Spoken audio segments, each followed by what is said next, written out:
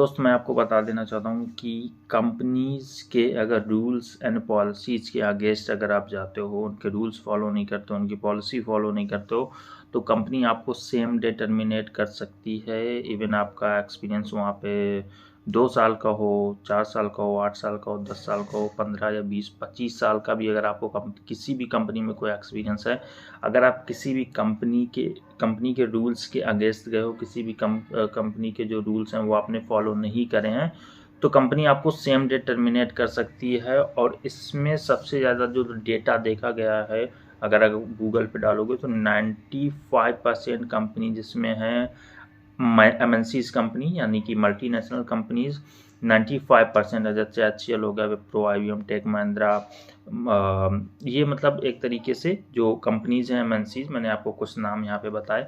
तो इन कंपनी के रूल्स हैं या इन कंपनीज की पॉलिसीज़ हैं, अगर आप इनके अगेंस्ट जाते हो तो सेम डे आपको टर्मिनेशन मिलता है।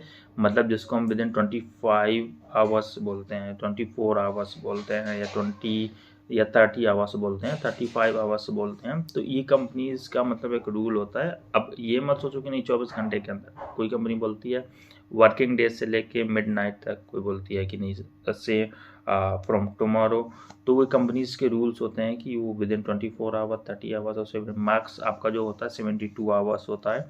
वो 72 आवर्स में कंपनी आपको टर्मिनेट कर देती है। क्योंकि कई बार जब किसी एम्प्लॉय से कुछ प्रॉब्लम हो जाती है, कुछ भी अगर वहाँ पे क्रिएट कर दिया उसने माहौल ऐसा, तो उसको कुछ टाइम भी दिया जाता है जस्टिफिकेशन के लिए। हो सकता है कि वो प्रॉब्लम आपका ऑफिस आवर्स है 9:30 टू 6:30 के बाद हुई या 6:30 के टाइम पे, तो उस दिन आपसे डिस्कशन नहीं होगा, आपको नेक्स्ट डे डिस्कशन के लिए बुलाया जाएगा। तो हो सकता है कि उसमें 50 आवर्स काउंट हो जाते हैं, 72 आवर्स काउंट हो जाते हैं।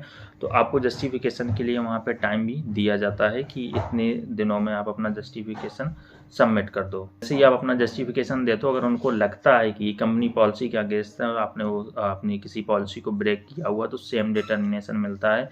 वहाँ पे आपकी मैनेजर से कितनी भी अच्छी बनती हो, आपकी HR टीम से कितनी भी अच्छी बनती हो, इवन आपकी HR हेड से भी कितनी अच्छी बनती हो, वो चीज़ें नहीं देखी जाएंगी, आपको सेम डे टर्मिनेशन मिल जाएगा।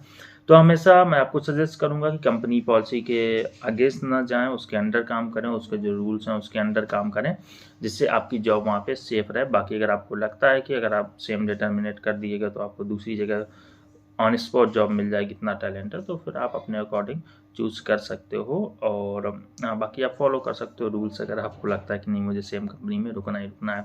तो बस आज की वीडियो में इतना ही। बाकी अगर आप डेस्कटॉप सपोर्ट, टेक्निकल सपोर्ट या बेस्ट CV चाहिए जो आपको 100% शॉर्ट लिस्ट कराए, और डेस्कटॉप सपोर्ट के क्वेश्चन चाहिए, तो नीचे मैंने लिंक दिया हुआ है, उसको आप चेकआउट कर सकते हो।